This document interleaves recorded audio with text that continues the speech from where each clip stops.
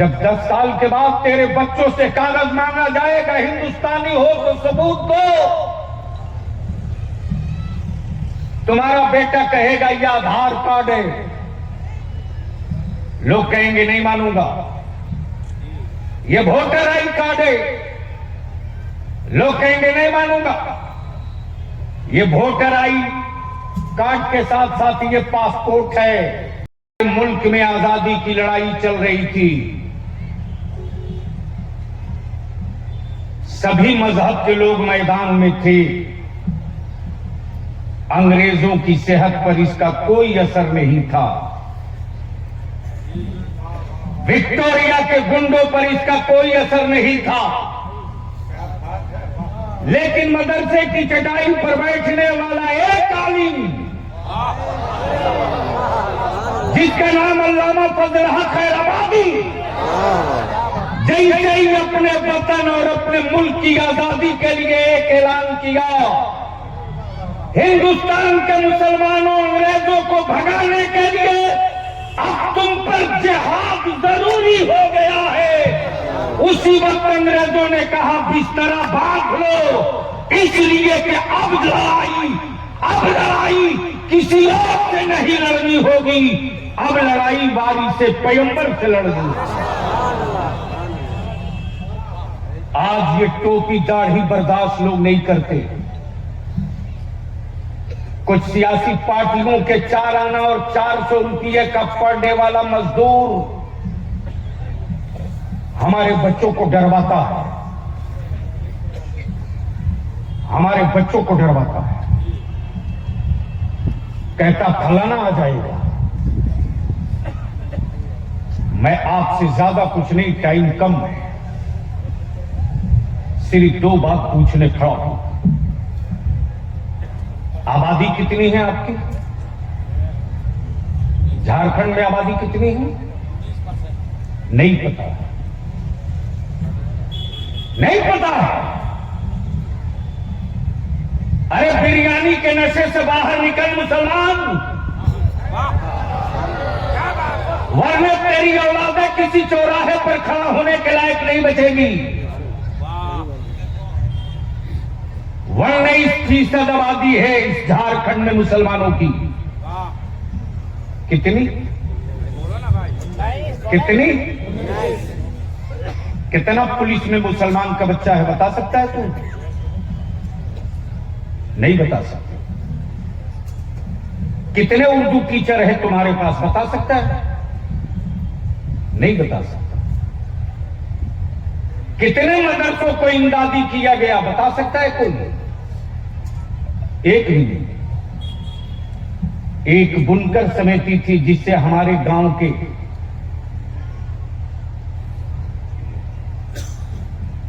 बच्चे और बच्चियां कुछ रोटी कमा लेती थी। खलीफे हुजूर मुफ्ती आजम से मैं अर्ज करूंगा और अपने उलमा से, अल्लामा आसिफ इकबाल साहब, इसी जयनगर में मेरी जमात का एक ऐसा भी आलिम रहता था जिसका नाम अल्लामा डॉक्टर शफीक आजमी। जब पहली मर्तबा मैं इस इलाके में आया था, अपनी राजदूत पर हमको लेकर वो जलसगाह में पहुंचे थे, तो उस दौर में भी मैंने देखा था कि नलकी भरी जा रही है और हथकरघा है। हमारे बच्चों की रोटी छीन लिया लोगों ने। खेदड़ा पर सोया मेरा तेरा बाप, खेदड़ा पर पंचा भात खाया लेकिन अपनी जमीन नहीं बेचा। चटनी रोटी खाया फिर भी जमीन नहीं बेचा। आज जो कहने आया है बलियावी, दिल में जगह है तो लिख लो, वरना फिर अदारे शरीयत तुम्हारे लिए आवाज नहीं उठाएगा। इसलिए कि जो नशा में हो उसके लिए खून जलाना अच्छा नहीं है। मालूम है 10 साल के बाद 30% मुसलमान भूमि विहीन हो जाएगा। 10 साल के बाद तेरे पास जमीन का कोई टुकड़ा नहीं बचेगा और फिर 10 साल के बाद होगा कि एनआरसी करो, कोई तुम्हारा नहीं है, कोई सेकुलर पार्टी तुम्हारी नहीं है, जो आज हुकूमत कर रही है भी तुम्हारे नहीं है, जिनको तुमने सेकुलर माना था वो तुम्हारे नहीं है। अगर ये होते तो बुनकर समिति बन गई होती, मदरसा बोर्ड बन गया होता, उर्दू टीचरों की बहाली हो गई होती,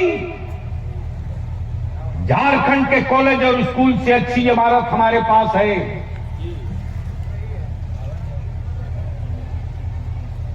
हम मुबारकबाद देते अल्लामा शहादत हुसैन फैजी को। ए मौलाना, आप ही के बेटों के लिए मैं मरने निकला हूं।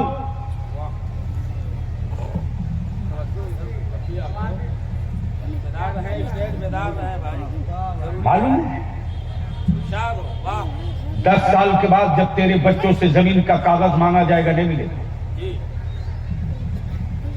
अब मैं पूछता हूं मौलाना आसिफ इकबाल साहब, आपके दादा के जमाने में कई बीघा जमीन थी? 5 बीघा, 4 बीघा, फिर चचा में बटी, फिर चचा के भाइयों में बटी, आपके भाइयों में बटी। हमारे जिन बाप दादाओं ने पंता भात और चटनी रोटी खा करके, मकई का भात खा करके जमीन बचाया, आज मुसलमान इतना जलील स्टेज पर आ चुका है कि जमीन बिचवा कर गरीब बेटियों के बाप से बिरयानी खा रहा। तो मुझको बता दे प्लीज, चाय बंद कीजिए। जब 10 साल के बाद तेरे बच्चों से कागज मांगा जाएगा हिंदुस्तानी हो तो सबूत दो। तुम्हारा बेटा कहेगा ये आधार कार्ड है, लोग कहेंगे नहीं मानूंगा। ये वोटर आई कार्ड है, लोग कहेंगे नहीं मानूंगा। ये वोटर आई कार्ड के साथ साथ ये पासपोर्ट है, लोग कहेंगे नहीं मानूंगा।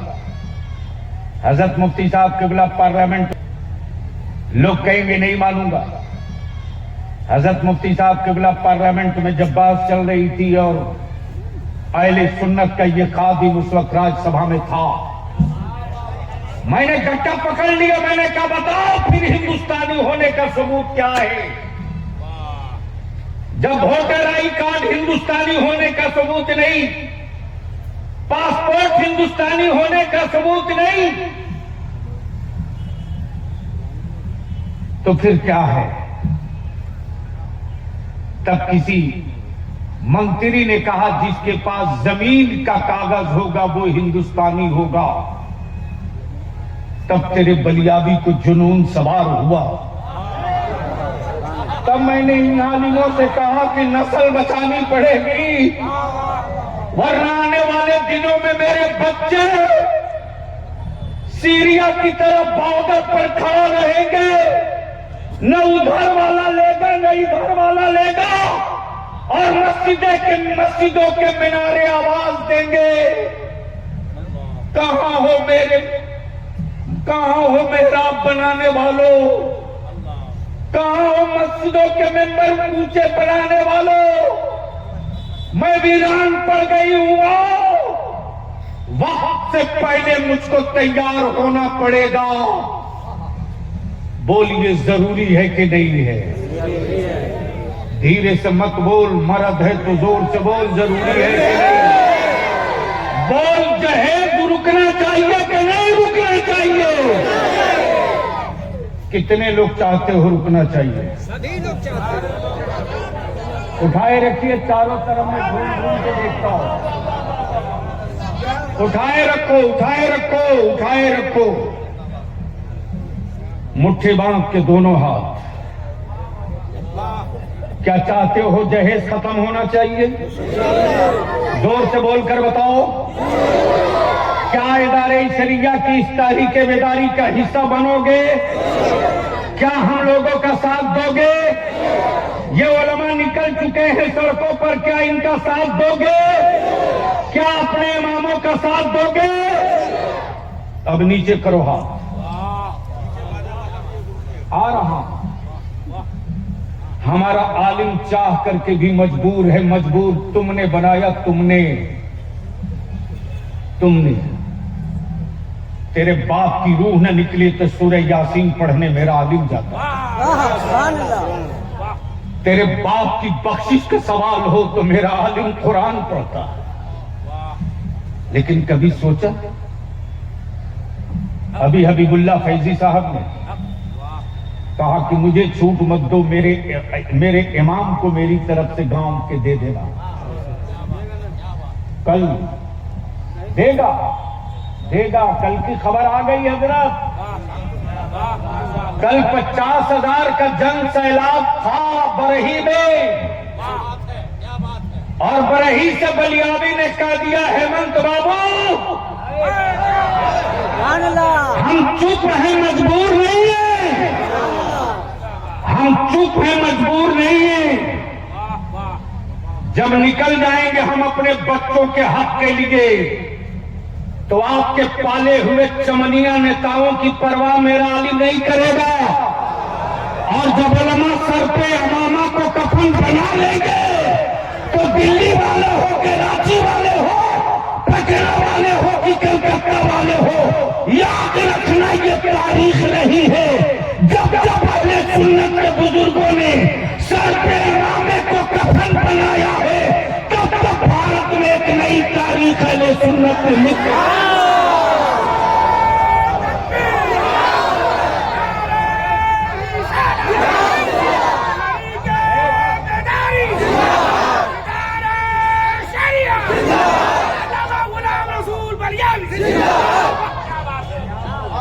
हेमंत बाबू तुम भूल सकते हो, हम नहीं भूलेंगे। हम नहीं भूलेंगे। हम पानी के बगैर जी सकते हैं जनाब, अपने नबी के बगैर नहीं जी सकते, अपने रसूल के बगैर नहीं जी सकते। यह हाथ है, ये सर है, ये जबान है, ये दिल है। ईमान से बोलो, अगर रूह न हो तो ये काम करेगा? जोर से बोलना, काम करेगा? नहीं करेगा। जिस तरह सब रहे रूह न रहे तो जिस्म काम न करे। याद रखना, फर्ज भी हो, वाजिब भी हो, हज भी हो, ज़कात भी हो, सब हो, और मेरा रसूल न हो।